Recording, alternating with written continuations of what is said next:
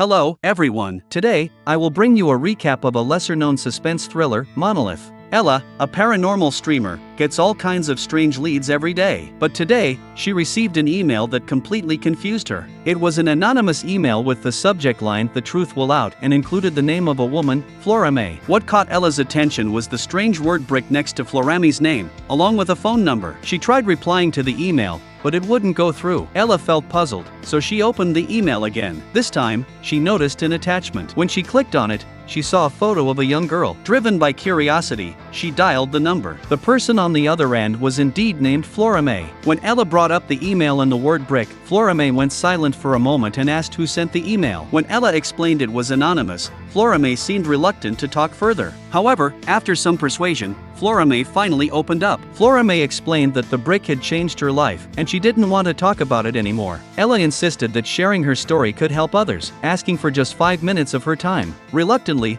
Florame began to explain. 20 years ago, she worked as a nanny for a kind and wealthy family. They even paid for their daughter to attend an elite school, and Florame was deeply grateful. But then something strange happened. One day, deep scratches appeared all over the family's furniture, as if made by a sharp knife or claws. Even worse, the family blamed their daughter, Paula, for the damage. Paula swore it wasn't her. Ella asked, "If it wasn't your daughter, who could it have been?" Florame said she had no idea. But at that moment, she received a mysterious black brick. Ella quickly asked what the brick looked like. Florame said it was the darkest thing she'd ever seen, darker than anything else she'd encountered. The wealthy family took the brick from Florame without her permission and sold it, believing the money from the sale could cover part of the damage. Ella immediately asked who bought it. Florame said it was an art collector named Klaus. Suddenly, Florame became very upset. She told Ella that the family had no right to sell the brick, and they later fired her. Since then, she hasn't seen the black brick again. Just as Ella was about to ask more questions, there was a sudden noise on the other end of the line. Florame's daughter Paula had arrived.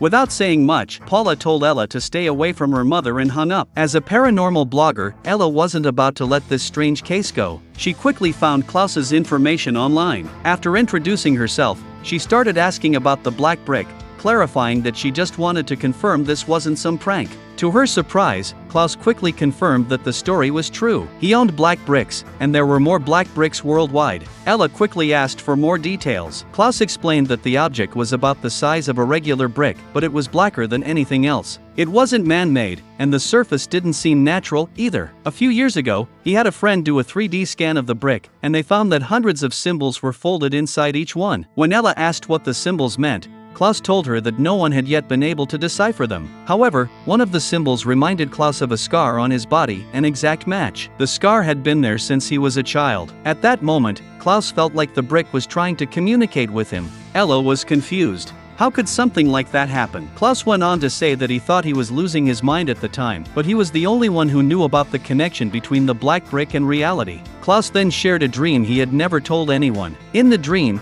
a terrifying creature entered his bathroom. Its face looked swollen like a loaf of bread, but Klaus believed it was his brother. The creature stood by the bathtub and said, "I know everything." Curious, Ella asked, "Know what?" Klaus explained that it had to do with his brother's death. His brother had always been better than him, and deep down, Klaus had wished for his brother to disappear. Eventually, his brother died of a heart attack. Klaus thought the creature was referring to his dark thoughts. After that, Klaus locked the black brick away in his storage room. Even so, Ella found it hard to believe and tried comforting Klaus, saying these were coincidences. Klaus replied that he used to be an atheist, but his beliefs had changed since he possessed the black brick. He added that Ella might not believe him, but whenever he picked up the brick, he felt like someone from far away was communicating with him. Perhaps it was some alien connection. Klaus even offered to sell Ella one of the black bricks if she was interested. Ella became even more suspicious. Was Klaus making up this story about aliens to sell the brick? After hanging up, Ella created a new folder for this case and posted the details on her blog.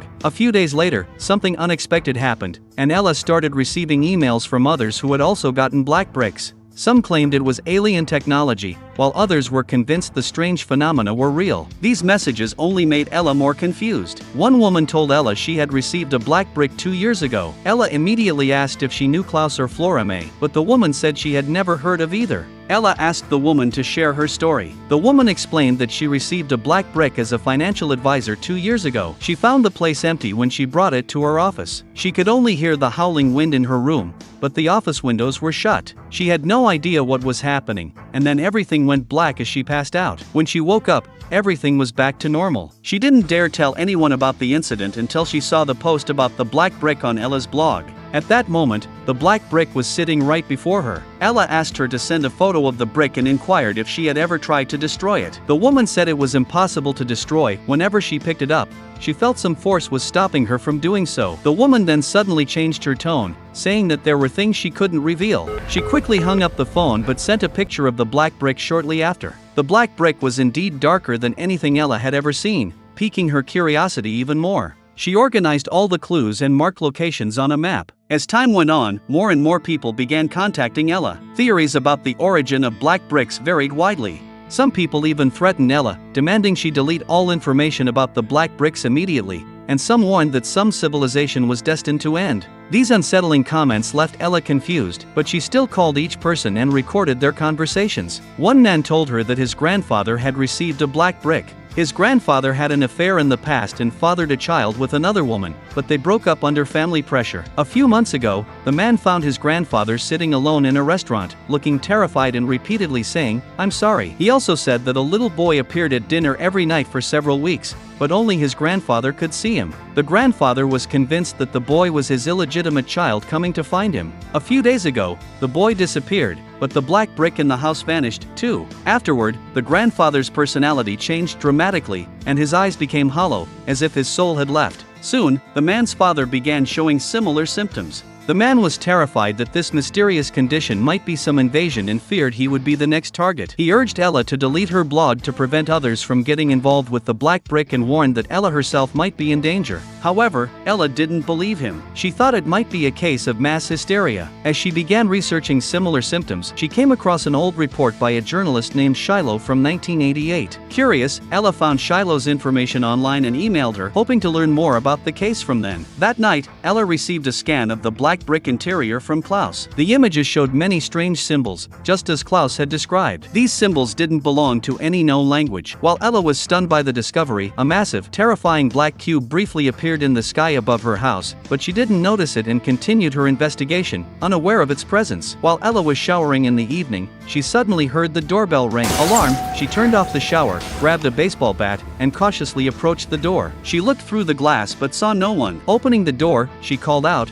"Hello," but there was no response. Then, she glanced down and noticed a package on the ground. Ella suspected it might be related to the black brick, but when she opened the package, she found only a USB drive inside. The drive contained a single video recording of her 9th birthday party. She was puzzled until, in the video, her father mentioned gifting her a black brick as a birthday present. The video cut off abruptly at that moment. Ella immediately called her father, but there was no answer. She left him a message, informing him about the mysterious package. After the call, she looked at the shredded paper inside the package. When she pieced it together, she realized it formed a symbol that matched the one in the black brick. A wave of fear washed over her. Ella quickly thought this might be Klaus's prank, so she called him. However, Klaus denied any involvement. Ella accused him of acquiring the black bricks through illegal means and threatened to report him if he didn't tell the truth. Klaus quickly hung up. Confused by the situation, Ella received another video call from Klaus. He said he was in his collection room. He had spent his life collecting dozens of black bricks,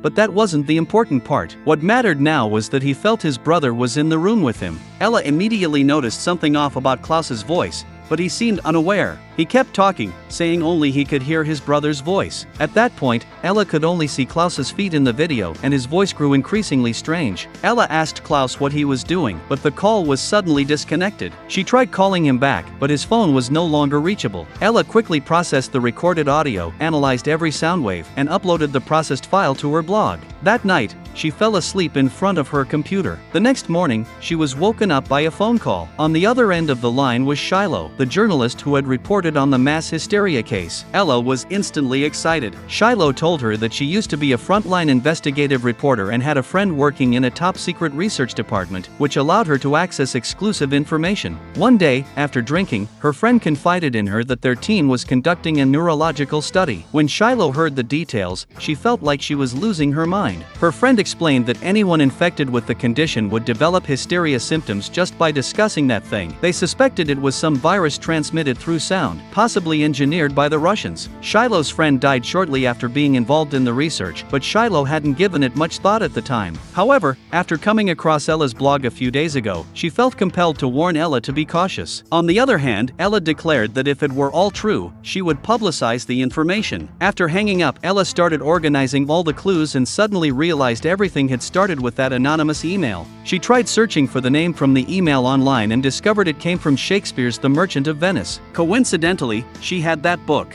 She quickly found the book and started flipping through it. Suddenly, she discovered Florami's initials on the corner, and a realization struck her. She reopened the birthday video and, to her horror, saw that the person filming the party had been Florame all along. Ella felt a chill running down her spine. Florame had once said she worked as a nanny for a wealthy family, and that family turned out to be Ella's. She suddenly remembered her childhood and pulled out Florami's portrait to confirm it was indeed her. Ella hurriedly called Florame again and directly asked if she was seeking revenge for being fired years ago. Florame was confused until Ella explained further, at which point Florame realized that the wealthy family she used to work for was Ella's. Ella, growing more agitated, demanded to know what Florame wanted. At that moment, Florami's daughter, Paula, grabbed the phone. Ella asked her what she wanted and said that past events had nothing to do with her. Paula responded, "No, and that incident changed my life." She continued, "I'm much better than you, and your parents like me more. You did that terrible thing out of jealousy to get their attention, didn't you?" Ella, however, said she couldn't remember doing anything wrong but told Paula to stop whatever she was doing now. Paula was silent for a moment, then said she didn't know how to explain it to Ella but just hoped they would never see each other again. Ella immediately contacted her father and questioned him about taking Florami's black brick. Her father sighed and explained that he had found the black brick on her birthday thinking it was her gift and didn't realize it belonged to Florame. Ella pressed her father on why Florame had been fired.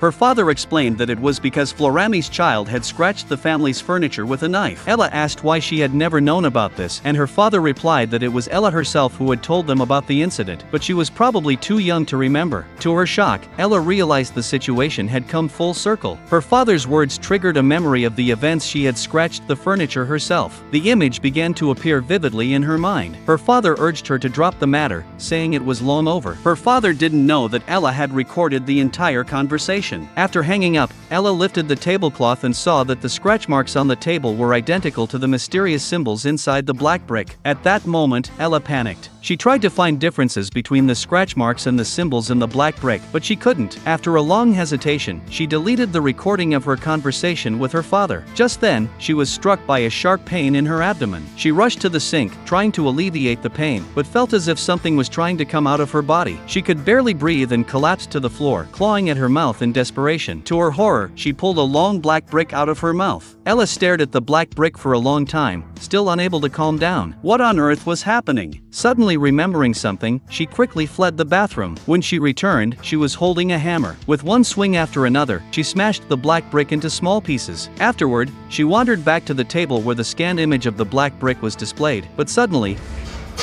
a strange sound came from the bathroom. Ella hurried to check and found something terrifying, another version of herself standing where the black brick had been. A chill ran down her spine as her eyes widened in fear, and she tried to leave. But suddenly, something clicked in her mind, and she grabbed her voice recorder. When she looked up, the other version of herself was already standing before her. Ella tried to greet her, but the other did not respond. Ella cautiously sat on a chair, and the other did the same. Trembling, Ella turned on the voice recorder, trying to remain calm as she asked what the other was and what it wanted from her. But the other Ella picked up the recorder and, under Ella's horrified gaze, crushed it with her hand. Overcome with fear, she rushed to open the door and flee the room, with the other Ella slowly following behind. Ella ran desperately until she reached a lakeside, where she collapsed weakly against a tree. Looking back, she saw the other Ella had caught up. Terrified, she backed away, but the other Ella reached out and touched her face. Ella asked if she intended to harm her, but to her shock, the other merely repeated her words. Suddenly, Ella lunged at the other, trying to escape. She climbed on top of her double, attempting to overpower her. Unexpectedly, the other fought back just as fiercely, and the two engaged in a violent struggle until one Ella finally managed to choke the other. After a long battle, one Ella picked up a pile of stones and carefully placed them on the other Ella's body before slowly dragging her into the lake. In the end, the surviving Ella returned home, but no one knew which Ella had indeed won. All that was certain was that the victorious Ella carried a secret about the black brick, one she could never tell anyone. This concludes with the recap. Thank you for watching. Please remember to like and subscribe. I look forward to seeing you in the next video.